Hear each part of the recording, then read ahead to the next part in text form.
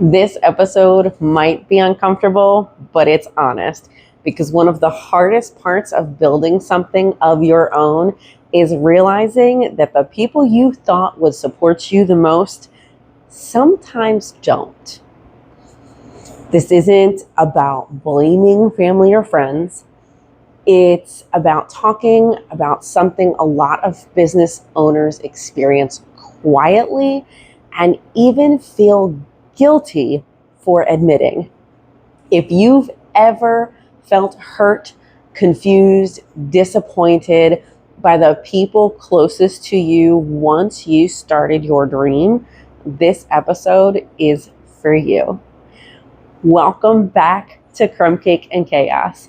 I'm Carrie Shelley, mama 4, wife, world record holder, side hustle queen, owner of Enchanted Cakes and Treats, and currently reigning chaos queen. Thank you for showing up and being part of the chaos with me. Let's talk about when family and friends aren't your number one supporters.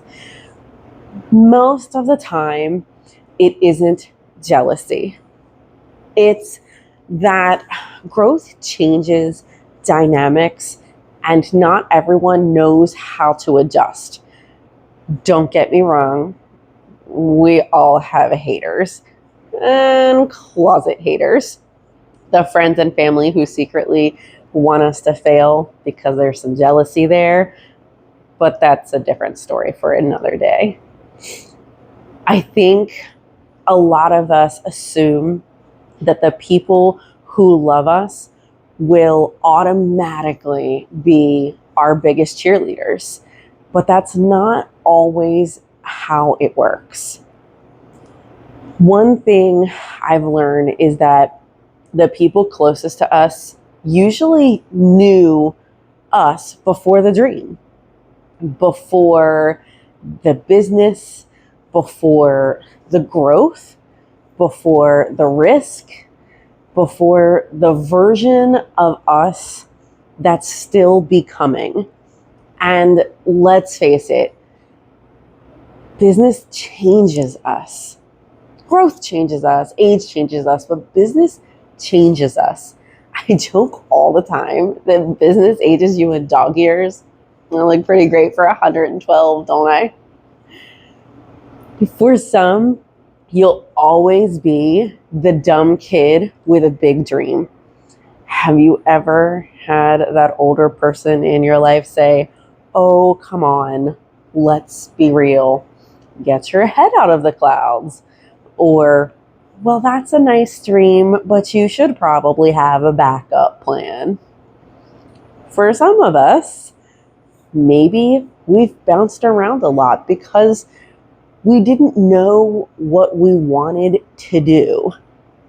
Oh, here she goes again with another venture. First it was Mary Kay, then it was Party Like Candles, then cakes and pure romance and shirts and cleaning and catering and waitressing. College she didn't finish. This dream will never last. She'll never make it.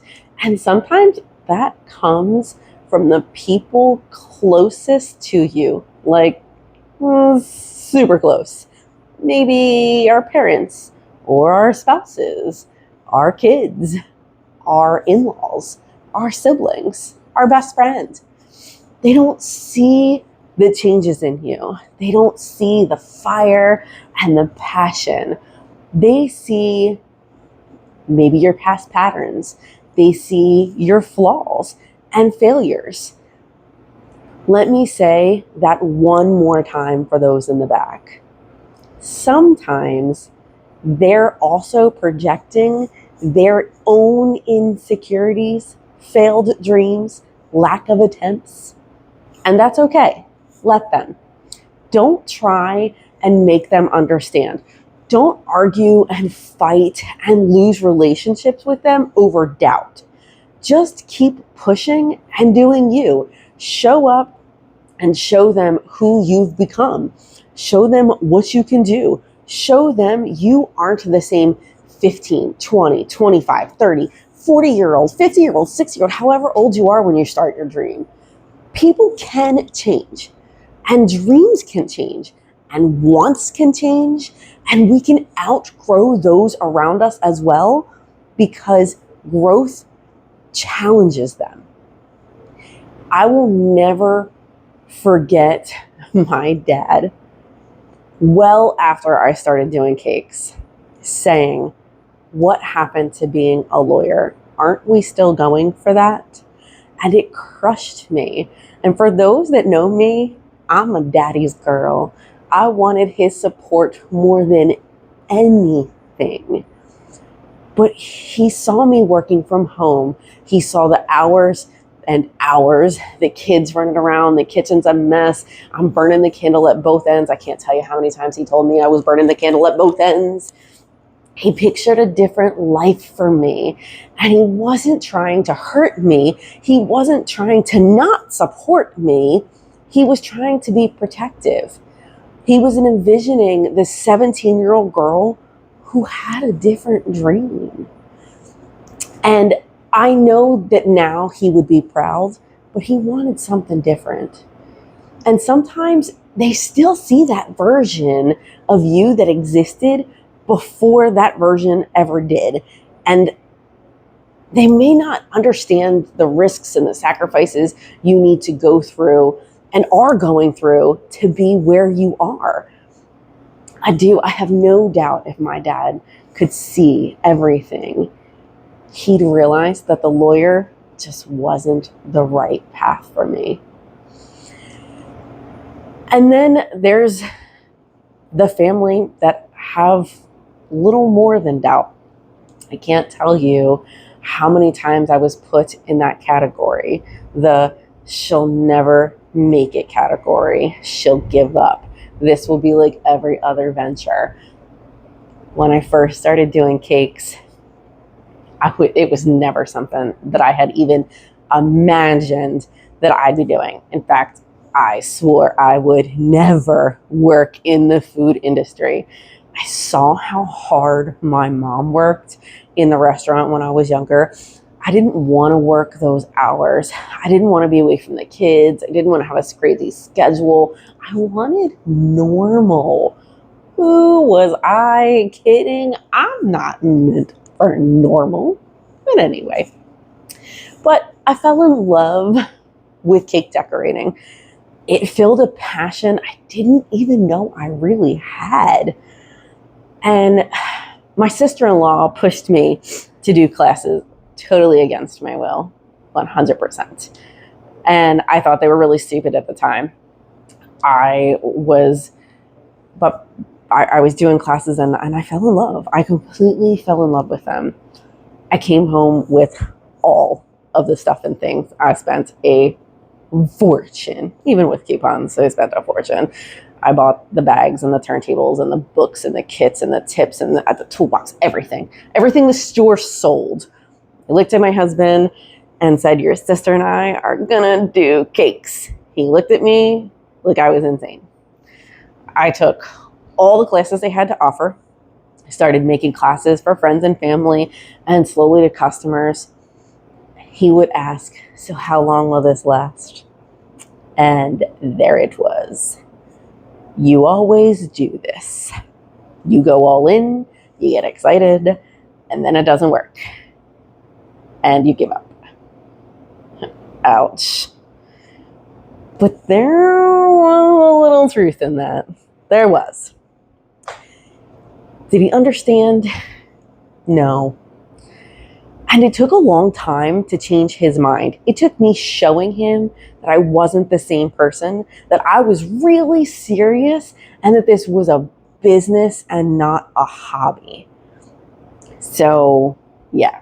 Sometimes it's easier for strangers to support you. They don't know the old you. They don't know the stress you're going through, the anxiety you have to face, or that you're still facing.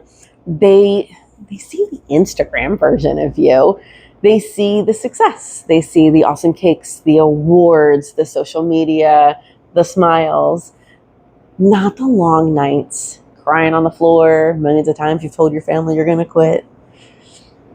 So try and remember, sometimes it's not that your family and friends don't care. It's that your growth doesn't fit into the version of you that they're comfortable with. Doesn't mean that they're bad people. It means growth changes dynamics, and not everyone grows at the same pace. What hurts isn't always the lack of support. It's the expectation you had that wasn't met. It's expecting excitement, but getting silence. Waiting for encouragement that never comes. And feeling silly for wanting the validation. Feeling guilty for being disappointed.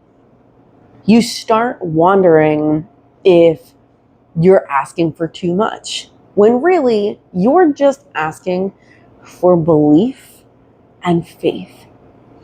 It's okay to admit that that hurts. It doesn't make you ungrateful. It makes you human, and it's okay to have those conversations with the people that hurt you. They don't know you're hurt if you don't tell them you're hurt. Now, let's talk about something no one warned you about. Hiring the people you love. It can be great for some with the proper relationship and guidelines. And then it can be disastrous. And honestly, it's not just the ones you love, but the ones you simply know. Your friends, kids of friends. And sometimes I use that term loosely because you end up with a lot of friends you didn't know you had once you open a business. People will come out of the woodworks and be like, oh, she was my friend. I didn't even know you. Sure, we're friends. Blurred boundaries is the biggest issue. Calling out, not showing up, being late, being on the phone, watching TV instead of working, ignoring what you ask, treating the person like a friend instead of an employee. And next thing you know, they're walking all over you, taking advantage of your kindness, and you set that tone. You created that environment. You think that they're family, they're my friend, they care, they're going to work extra hard for me. I have found that to be the exact opposite most of the time. Even with my own kids, there were more days than not that I wanted to fire some of my kids. And on top of them not doing what I expected, they showed everyone else that they could get away with it, which turned into a horrible environment at one point or another. Believe me, I love my kids and I will go to war for them as helpers. They're fine. But as employees, no thank you. I love you, but no thank you. And I can fully admit that this is a me problem. I allowed that environment. It is my fault that I did not set boundaries. Sometimes they feel entitled instead of professional. I can just do what I want because she won't fire me. Or you hire your friend's kids or your niece or your nephew, and worse than the employee, the parents don't treat it like a real job. Oh, you can be late. I got stuff to do. Oh, you can call out. I need you to babysit. Oh, it's not a real job. It'll be fine. Oh, it's a real job and it needs to be treated like one, no matter who it is. You end up having difficulty giving them feedback. You don't want to hurt their feelings. You don't know how to tell them that they have a horrible attitude, that they have a bad work ethic, that they need to do more or clean more, or they just need to do more, that they talk to their coworkers like crap, whatever the feedback is. And then resentment starts to build quietly on both sides. You are now feeling trapped between owner and family member or friend. Just because someone loves you does not mean they are equipped to work with you or for you. Love does not automatically translate into reliability.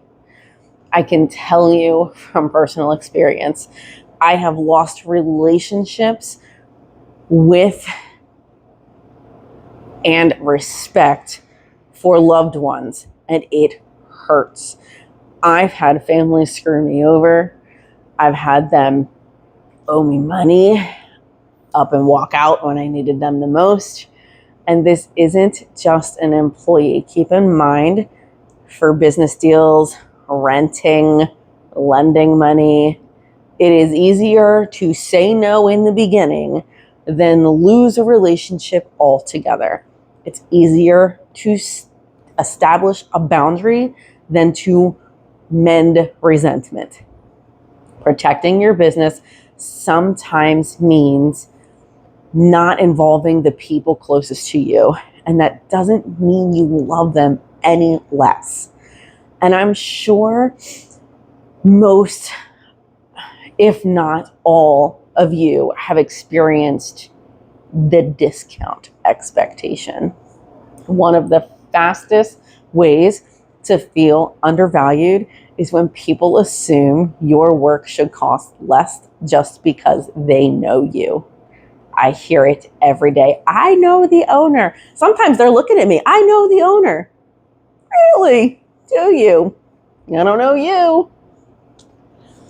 Can you hook me up? It won't take you long. You can do it for free, right? Feeling awkward saying no. Support doesn't mean asking for a discount. Supporting your loved one or your friend means paying full price and telling other people to do the same. My bills don't get a family discount, and neither does my work. I'm just saying. Do I go into Walmart and demand you give me something for free? Because they would laugh at you. Can you imagine going to your cousin who works at Target and saying, I'm not only want you to work for 4 hours for free, but it's going to cost you money. You pay for all the stuff I want, and I'm not paying you. Your cousin would tell you you're crazy. If your loved one owns a business and wants to give you a discount because they love you and maybe you help them out too, that's great. How about you pay extra or you tip them? Offer to do something to help. Hey, thanks for the $100 discount. That's probably 4 to 6 hours of work for most of us. Offer to spend an hour washing dishes, answering emails, stickering boxes, sweep the floors. Do you make merch, or is it something they can use? Can you help them create a new menu? Can you help them create some social media posts? How about you just go on social media and help tag them, blow up their social media, post pictures, leave reviews, make a video talking about how much you love your stuff with the stuff and post it. Expecting and demanding discounts is different than giving or receiving a discount. So keep that in mind. I'm not saying don't give your family discounts. I'm saying don't let them demand it. Set clear boundaries, practical and kind. I don't offer discounts to friends or family, but your support still means everything to me. Or I treat everyone the same so I can protect my business. Or I'd love your support, just not at the expense of my livelihood. All easy things. And if they get mad, they don't love you. I'm just saying. I have a friend who always says, Only if you pay my bills for me. Remember, it's not mean to say no. At the core of all of this, it isn't money. It's not business. It's the support and the belief that they give you. Wanting pride from the people you love, wanting encouragement, wanting someone to say, I see how hard you're working and you're worth it. You're worth every penny. You're not asking for an applause. You're asking for belief. One of the most freeing things I've learned is that support doesn't always come from where you expect it. It comes from your customers, from your community, whether that's your community where your business is or your community as in the people who sell the same things you do. Your listeners, the people who respect boundaries, people who celebrate without conditions. Sometimes your support system isn't who you grew up with, it's who grows with you. The customers you've watched through the years, through the wedding to the baby shower, watching their kids grow up. It's the friends you make out of customers who stop by just to chit chat. It's the other business owners that you make friends with. I have met some of the most amazing people along the way that have become my biggest supporters. You're allowed to love people and still protect your business. You're allowed to set boundaries without explaining yourself. And you're allowed to succeed even if not everyone claps for you. Somebody is clapping. I'll clap for you. If this episode resonated, share it with another business owner who needs to hear they're not alone. And if you're having a problem you aren't sure to handle or you want to talk about, send me a message, send me a comment, send me an email, and I will make an episode just for you. And always remember, even when life gets crummy, there's always something sweet to look forward to. I'm Carrie Shelley, and this is Crumbcake Chaos. Have a great day, guys.